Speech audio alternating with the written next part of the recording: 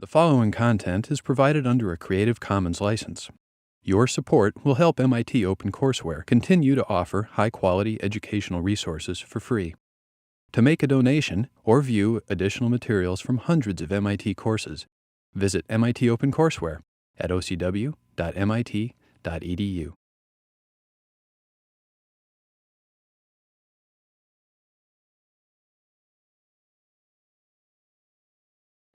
All right, let's begin. So as I mentioned before, this lecture will be recorded for OCW. So again, in future lectures, if you don't want to have the back of your head show up, just don't sit in this front area here. So first of all, wow, what a crowd, you guys. We're finally in 26100. 6111 made it big, huh? So good afternoon and welcome to the very first class of 6111 and also 600 this semester. So my name is Anna Bell, first name Anna, last name Bell. I'm a lecturer in the ECS department. And I'll be giving some of the lectures for today, along with, later on in the term, Professor Eric Grimson, who's sitting right down there, will be giving some of the lectures as well. Okay, so today we're going to go over some just basic admin trivia, a little bit of course information. And then we're going to talk a little bit about what is computation. So we'll discuss at a very high level what computers do, just to make sure we're all on the same page. And then we're going to dive right into Python basics. We're going to talk a little bit about mathematical operations you can do with Python.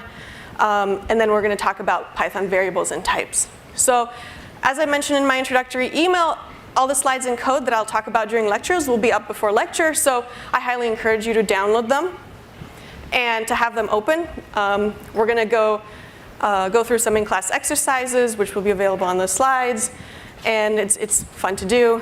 And it's also great if you could take notes on the code, just for future reference. It's true. This is a really fast-paced course, and we ramp up really quickly. So we do want to position you to succeed in this course. So as I was writing this, I was trying to think about when I was first starting to program. What helped me get through my very first programming course, and this is really like a good list. So the first thing was I just read the P-sets as soon as they came out, made sure that the terminology kind of just sunk in, and then during lectures, if the lecturer was talking about something that suddenly I remembered, oh, I saw that word in the P-set and I didn't know what it was. Well, hey, now I know what it is, right? So just give it a read. You don't need to start it. If you're new to programming, I think the keyword is practice. So it's like math, or reading. The more you practice, the better you get at it. You're not going to absorb programming by watching me write programs, because I already know how to program, right? You guys need to practice. So download the code before lecture, follow along, whatever I type, you guys can type. And I think also one of the big things is if you're new to programming, you're kind of afraid that you're going to break your computer, right? And you can't really do that. Just by running Anaconda and typing in some commands. So don't be afraid to just type some stuff in and see what it does. Worst case, you just restart the computer, right? So, yeah. So that's probably the big thing right there. I should probably highlighted it, but don't be afraid. Great, so this is pretty much a roadmap of all of 6101 or 600, as I've just explained it. So there's three big things we want you to get out of this course. Okay, the first thing is the knowledge of concepts, which is pretty much true of any class that you'll take, right? The class will teach you something through lectures. Exams will test how much you know. This is a class in programming, right? The other thing we want you to get out of it is programming skills. And the last thing, and I think this is what makes this class really great, is we teach you how to solve problems. And we do that through the P-sets. So that's really how I feel the roadmap of this course looks like. And underlying all of these is just practice. So you have to just type some stuff away and code a lot. And you'll succeed in this course, I think. Okay. So what are the things we're going to learn in this class? I feel like the things we're going to learn in this class can be divided into basically three different sections. So the first one is related to these first two items here. So it's really about learning how to program. So learning how to program is, part of it is figuring out what what objects to create. You'll learn about these later. How do you represent knowledge with data structures? That's sort of the broad term for that. And then as you're writing programs, you need to, programs aren't just linear. Sometimes programs jump around, they make decisions. There's some control flow to programs. So that's what the second line is going to be about. The second big part of this course is a little bit more abstract. And it deals with how do you write good code, good style, code that's readable. So when you write code, you want to write it such that you're in a big company, other people will read it, other people will use it. So it has to be readable and understandable by others. So to that end, you need to write code that's well organized, modular, easy to understand, right? And not only that, not only will your code be read by other people, but next year, maybe, you'll take another course and you'll want to look back at some of the problem sets you wrote in this class. You kind of want to be able to reread your code, right? If it's a big mess, you might not be able to understand or re-understand what you were doing. So writing readable code and organizing code is also a big part. And the last section is going to deal with, so the first two are actually part of the programming in Introduction to Programming and Computer Science in Python. And the last one deals deals mostly with the computer science part in Introduction to Programming and Computer Science in Python. So we're going to talk about, once you've learned how to write programs in Python, how do you compare programs in Python? How do you know that one program is better than the other? Right? How do you know that one program is more efficient than the other? How do you know that one algorithm is better than the other? So that's what we're going to talk about in the last part of the course. Okay, so that's all for the sort of administrative part of the course. So let's start by talking at a high level, what does a computer do? So fundamentally, it does two things. One, performs calculations. It performs a lot of calculations, right? Computers these days are really, really fast. 1 billion calculations per second is probably not far off. It performs these calculations and it has to store them somewhere, right? Stores them in computer memory. So a computer also has to remember results. And these days, it's not uncommon to find computers with hundreds of gigabytes of storage. Okay? So the kinds of calculations that computers do, there are two kinds. So one are calculations that are built into the language. So these are the very low-level types of calculations, things like addition, subtraction, multiplication, and so on. And once you have a language that has these sort of primitive calculation types, you as a programmer can put these types together and then define your own calculations. Okay? And then you create new types of calculations, and the computer will be able to perform those as well. Okay?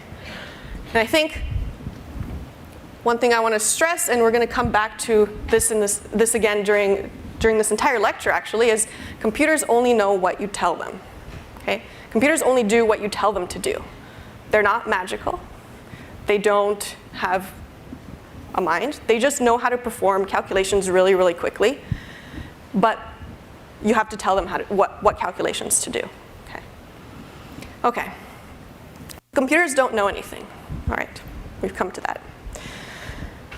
So let's go into the types of knowledge. Okay. The first type of knowledge is declarative knowledge. And those are things like statements of fact. Okay? And this is where my email came into play. If you read it all the way to the bottom, you would have entered a raffle. Okay. So a statement of fact for today's lecture is someone will win a prize before class ends. And the prize was a Google Cardboard, right? Google's state-of-the-art virtual reality glasses. And I have them right here. Okay. Yay. Okay. I delivered on my promise. Okay. So that's a statement of fact. But so pretend I'm a machine. Okay. I don't know anything except what you tell me. So I don't know. I know that you tell me this statement, and I'm like, okay. But how is someone going to win a Google Cardboard before class ends, right? That's where imperative knowledge comes in. So imperative knowledge is the recipe, or the how-to, or the sequence of steps. Okay. Sorry. That's just my funny for that one. So the sequence of steps is imperative knowledge. So if I'm a machine, you need to tell me how someone will win a Google Cardboard before class, right? So if I follow these steps, then technically I should reach a conclusion. Okay, so step 1, I think we've already done that. Whoever wanted to sign up has signed up. So now I'm going to open my IDE. So I'm just basically being a machine and following the steps that you've told me. So the IDE that we're using in this class is called Anaconda. Let me just scroll down to the bottom. Okay, hopefully you've installed it in problem set 0. So I've opened my IDE. I'm going to follow the next set of instructions. I'm going to choose a random number between the first and the nth responder. Okay. Now I'm going to actually use Python to do this. And this is also an example of how, just like a really simple task in your life, you can use computers or programming to do that. Because if I chose a random number, I might be biased because, for example, I might like the number 8. So to choose a random number, I'm going to go and say, okay, where's the list of responders? It starts at 15. Actually, it starts at 16 because that's me. Okay. So we're going to choose a random number between 16 and the end person, 266. Oh, we just got, oh, okay. Okay, I'm going to cut it off right here, 271. Okay, 16 and 271. Perfect. Okay. So I'm going to choose a random number, so I'm going to go to my IDE, and you don't need to know how to do this yet, but by the end of this class you will. So I'm just going to use Python. I'm just going to get the random number package that's going to get me a random number. So I'm going to say random.randint, and I'm going to choose a random number between 16 and 272. Okay, 75. Okay, great. So I chose a random number, and I'm going to find the number in the responders sheet. What was the number again? Sorry. 75. Okay. Up we go. There we go. Lauren ZOV. Yeah, nice. You're here.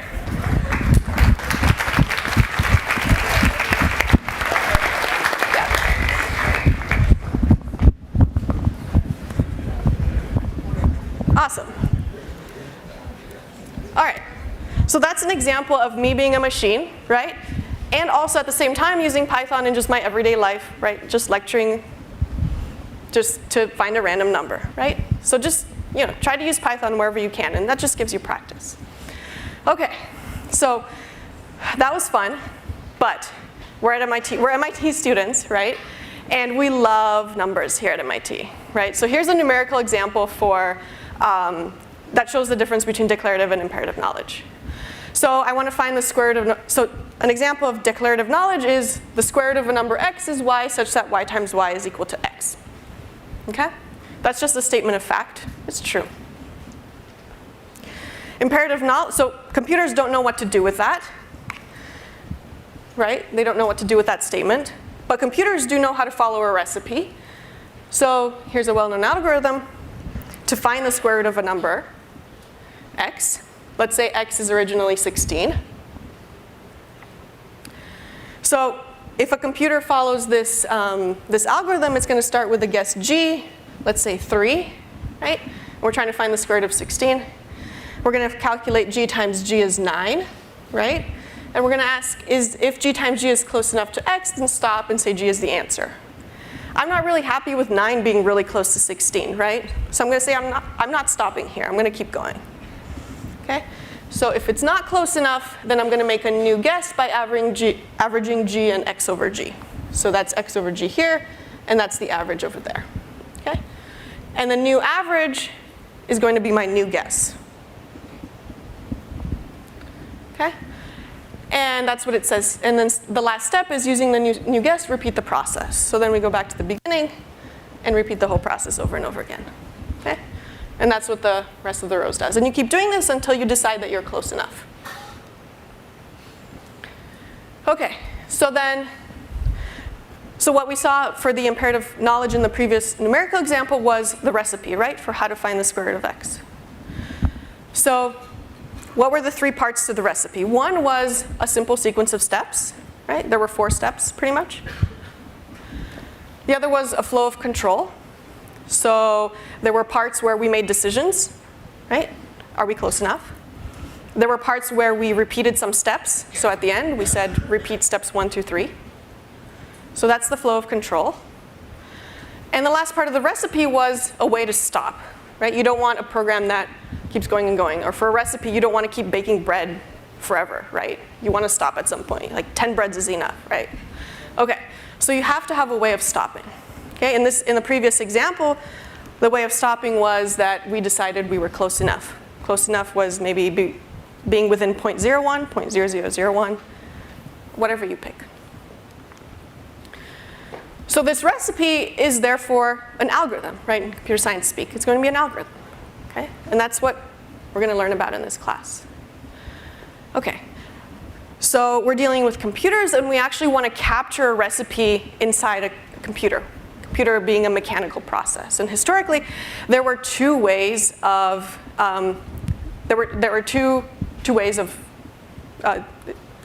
historically there were two different types of computers, okay? So originally, there were these things called fixed program computers, and I'm old enough to have used something like this, where there's just numbers and plus, minus, multiplication, divide, and equal. But calculators these days are a lot more complicated. But way back then, an example of a fixed program computer is this calculator. It only knows how to do addition, multiplication, subtraction, division. If you want to plot something, you can't. If you want to go on the internet, send email with it, you can't. It can only do this one thing. Okay? And if you wanted to create a machine that did another thing, then you'd have to create another fixed program computer that did a completely separate task. Okay? So that's not very great. Right? So that's when stored program computers came into play. And these were machines that could store a sequence of instructions. And these machines could execute this sequence of instructions. And you could change the sequence of instructions and execute this different sequence of instructions. So you could do different tasks in the same machine, right? And that's the computer as we know it these days. So the central processing unit is where all of these decisions get made. And these are all the sort of peripherals. So the basic machine architecture, so at the heart of every computer, there's just this basic architecture, and it contains, I guess, 4 main parts. So the first is the memory. Input and output is the other one. The ALU is where all of the operations are done. And the operations that the ALU can do are these really primitive operations, addition, subtraction, and so on. So what the memory contains is a bunch of data and your sequence of instructions, okay? So interacting with the arithmetic logic unit is the control unit, and the control unit contains one program counter. So when you load a sequence of instructions, the program counter starts at the first sequence. It gets what starts at the sequence at the first instruction. It gets what the instruction is, and it sends it to the ALU.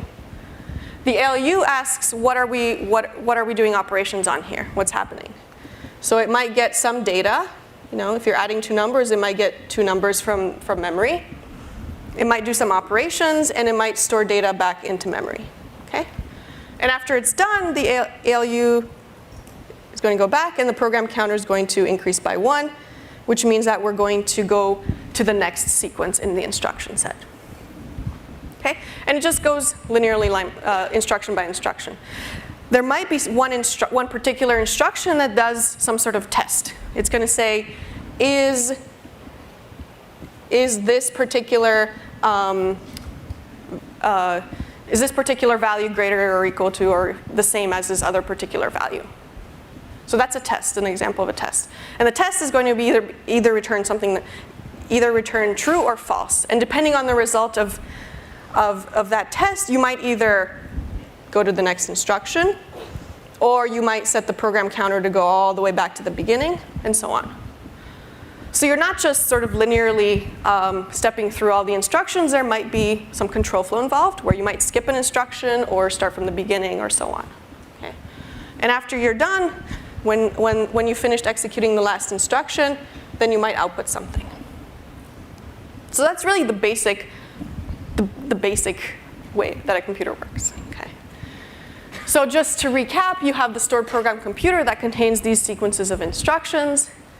The primitive operations that it can do are addition, subtraction, logic operations, tests, which are, something equal to something else, something less than, and so on, and moving data. So storing data, moving data around, and things like that. And the interpreter goes through every instruction and decides whether you're going to go to the next instruction, skip instructions, or repeat instructions, and so on. Okay, so we've talked about primitives, and in fact, Alan Turing was a really great computer scientist. He showed that you can compute anything using the 6 primitives, and the 6 primitives are move left, move right, read write, scan, and do nothing. Okay, so using those six instructions and the piece of tape, he showed that you can compute anything. And using those 6 instructions, programming languages came about that created a more convenient set of primitives, so you don't have to program in only these 6 commands, right?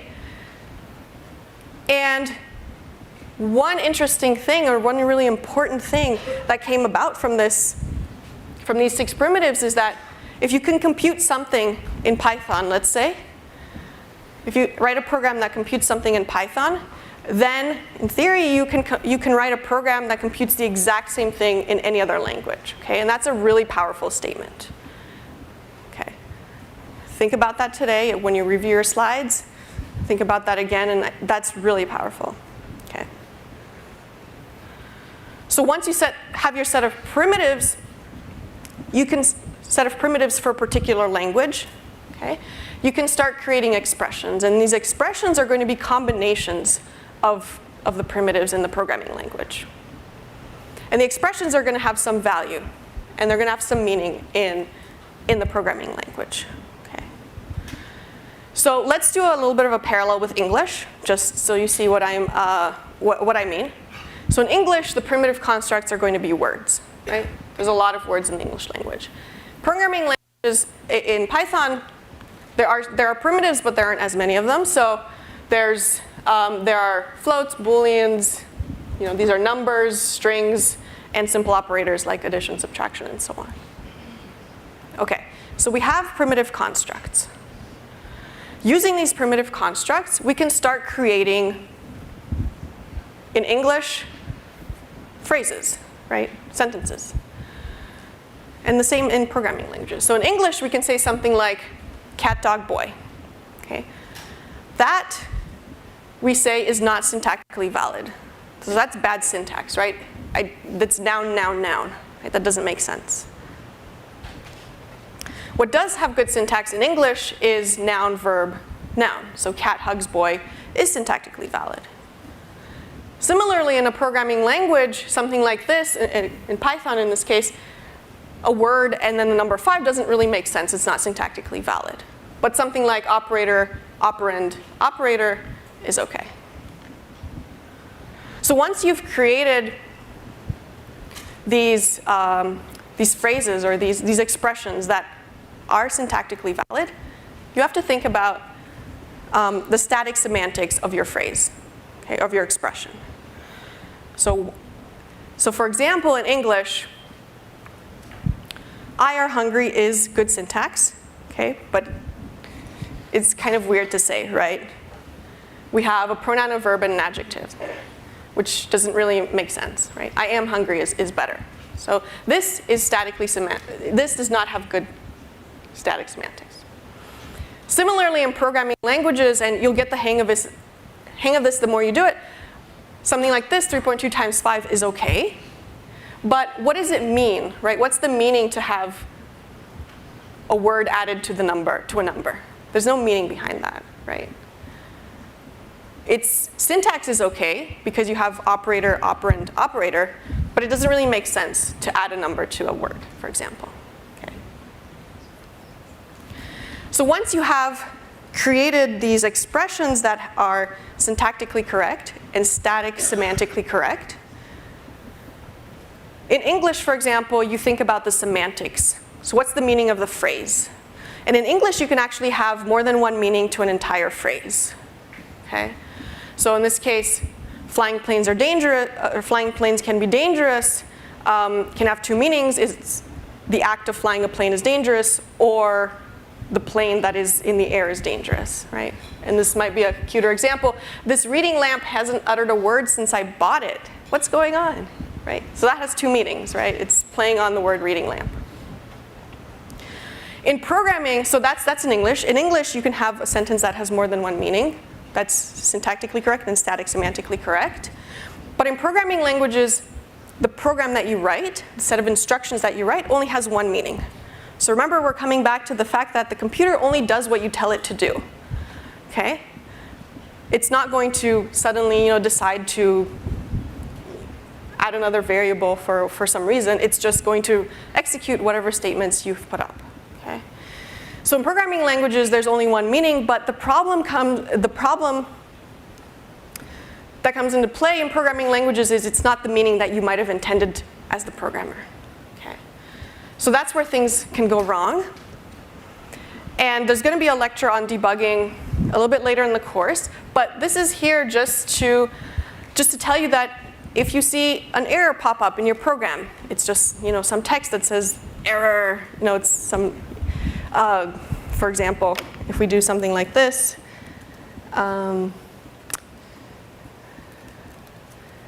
this is syntactically correct. Incorrect, syntactically incorrect. See, there's some angry text right here, right? Like, what is going on?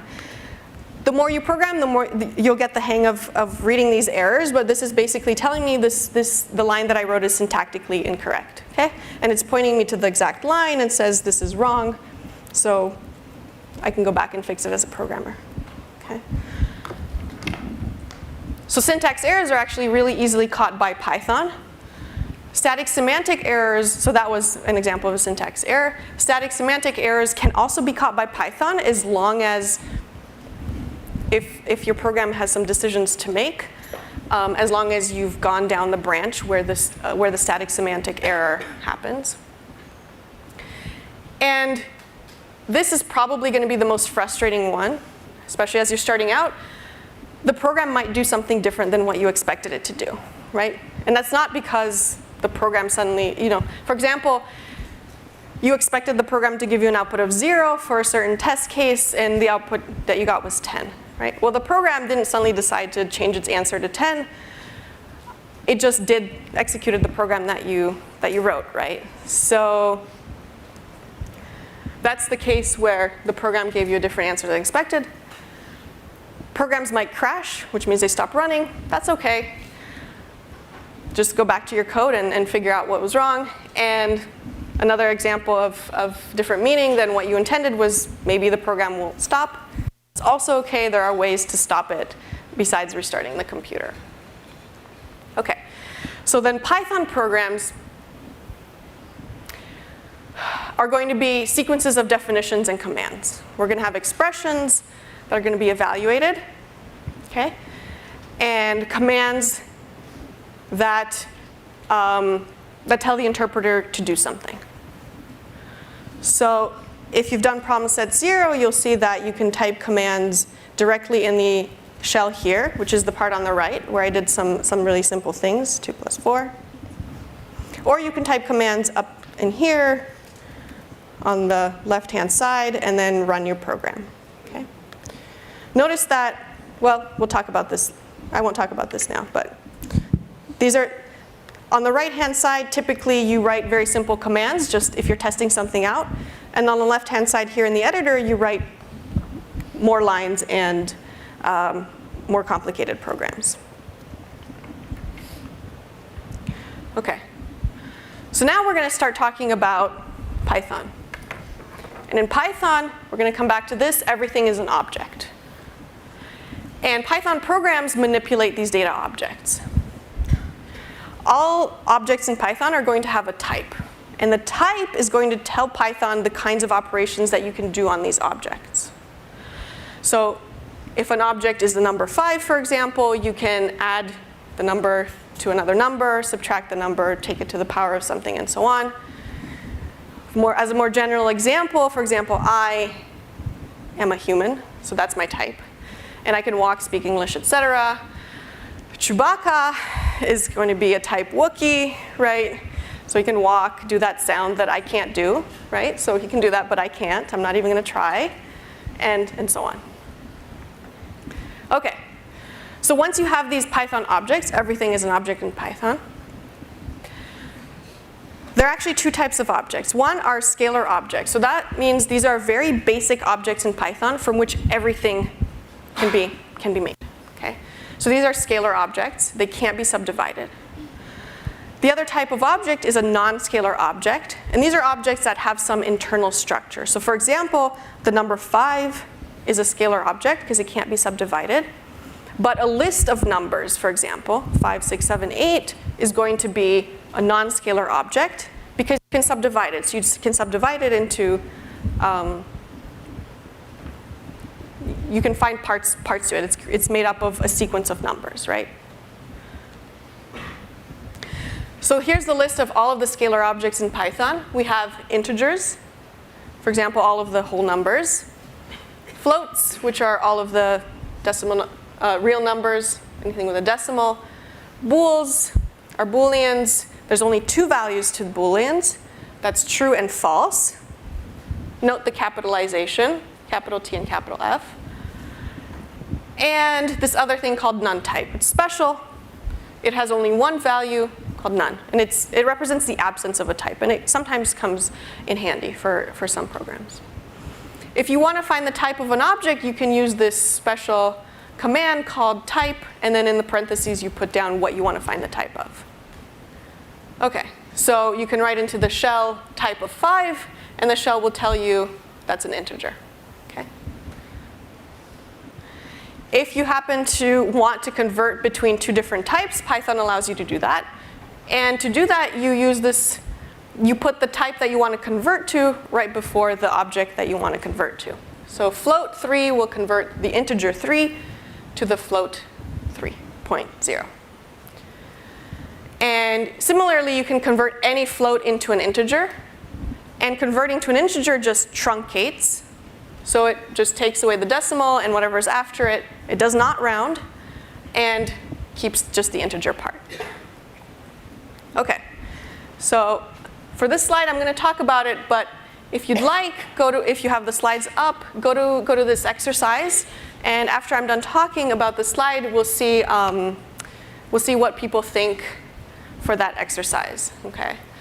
So one of the most important things that you can do in basically any programming, in Python also, is to print things out. So printing out is how you interact with the user, okay? So to print things out, you use the print command. So if you're in the shell, if you simply type 3 + 2, you do see a value here, 5, right? But that's not actually printing something out. And that becomes apparent when you actually type things into the editor. So if you just do 3 + 2 and you run the program, that's this little green button here, you see on the right-hand side here, it ran my program, but it didn't actually print anything. If you type this into the console, it does show you this value, but that's just sort of like peeking into the value for you as a programmer. Okay? It's not actually printing it out to anyone. If you want to print something out, you have to use the print statement like that. So in this case, this is actually going to print this number 5 to the console. Okay. So that's basically what it says. So out just tells you it's an interaction within the shell only. It's not interacting with anyone else. And if you don't have any out, that means it got printed out to the console. All right, so we talked a little bit about objects. Once you have objects, you can combine objects and operators to form these expressions. And each expression is going to have a value. So an expression evaluates to a value.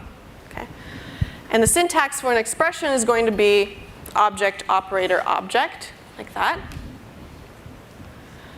And these are some operators you can do on ints and floats. So there's the typical ones: addition, subtraction, multiplication, and division. If for the first 3 you the answer that you get, the type of the answer that you get is going to depend on the type of your variables. So if both of the variables of the operands are integers, then the result you're going to get is of type integer. But if at least one of them is a float, then the result you're going to get is a float. Division's a little bit special in that no matter what the operands are, the result is always going to be a float. Okay. The other operations you can do, and these are also useful, are the remainder. So the percent sign. If you use the percent sign between two operands, that's going to give you the remainder when you divide I by j. And raising something to the power of something else is using the star star operator. And I star stars j is going to take I to the power of j. Okay. So these operations have the typical precedence that you might expect in math, for example. And if you'd like to put precedence towards some other operations, you can use parentheses to do that. Okay.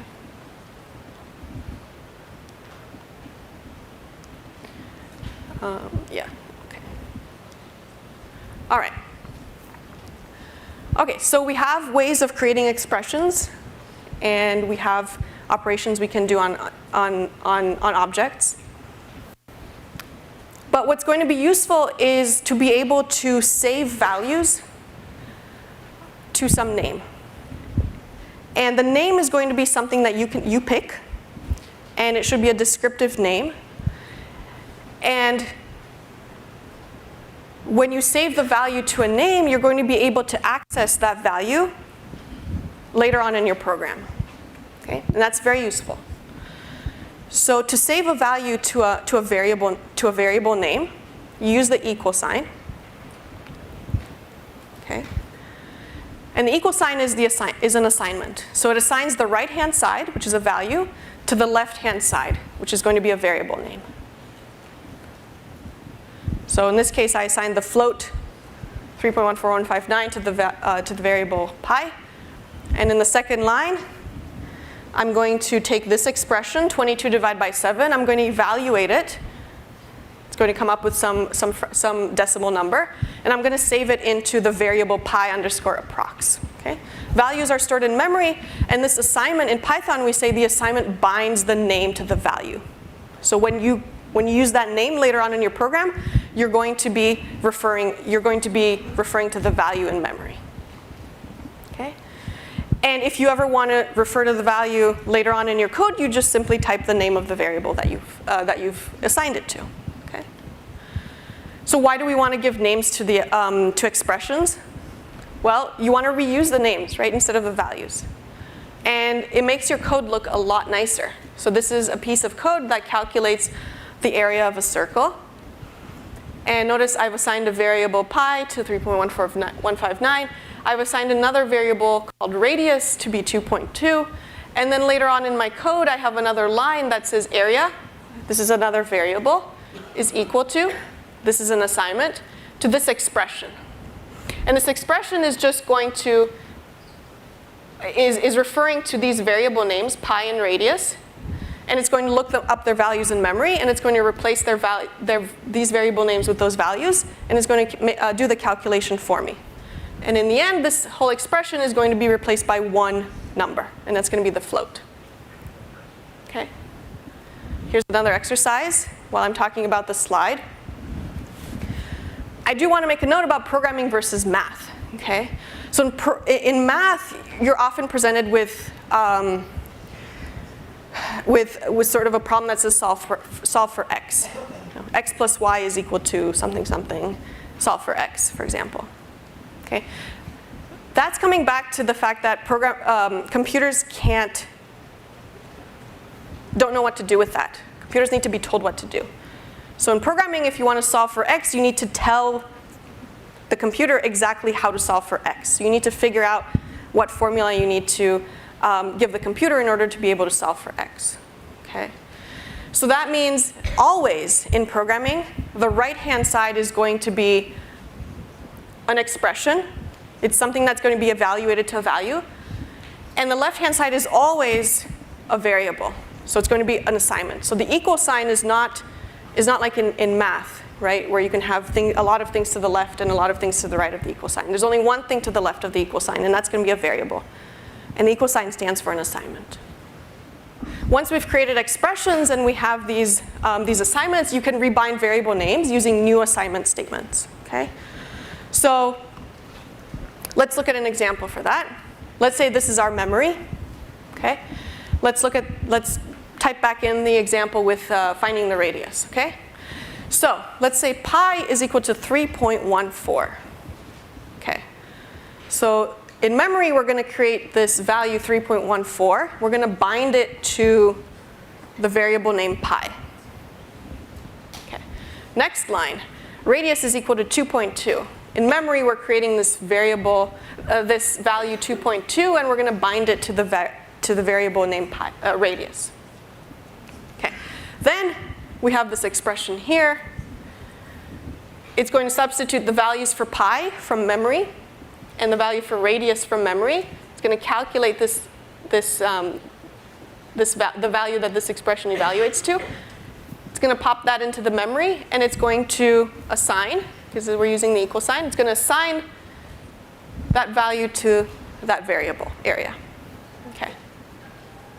So now let's say we rebind radius to be something else. So radius is already is bound to the value 2.2. But when we do this line, radius is equal to radius plus 1, we're going to take away the binding to 2.2. We're going to do this calculation. The new value is 3.2, and we're going to rebind that value to that same variable. So in memory, notice we're still going to have this value, 2.2, floating around, but we've lost sort of the handle for it. Okay, there's no way to get it back. So it's kind of just in memory, sitting there. At some point, it might get collected by what we call the garbage collector in Python. It'll retrieve these sort of lost values, and it'll reuse them for new values and things like that. But radius now points to the new value. Okay, so we can never get back 2.2. And that's it. Okay. The value of area, notice, this is very important, the value of area did not change, okay? And it did not change because these are all the instructions we told the computer to do, okay? We just told it to change radius to be radius plus 1. We never told it to recalculate the value of area. If I copied that line down here, then the value of area would change. But we never told it to do that, right? So the computer only does what we tell it to do. That's the last thing. Next lecture, we're going to talk about adding control flow to our programs. So how do you tell the computer to do one thing or another? All right.